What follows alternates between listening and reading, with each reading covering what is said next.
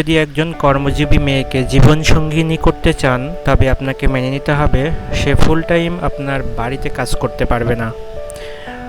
আপনি যদি একজন গৃহিণীকে জীবনসঙ্গী হিসেবে চান, তবে আপনাকে অবশ্যই মেনে নিতে হবে সে আপনাকে আর্থিকভাবে সহায়তা করতে পারবে না। আপনি যদি একজন স্টাইলিস্ট কর্মহীন মেয়েকে জীবনসঙ্গী হিসেবে চান, তবে তার লাইফস্টাইলের জন্য ব্যয় আপনাকেই করতে হবে।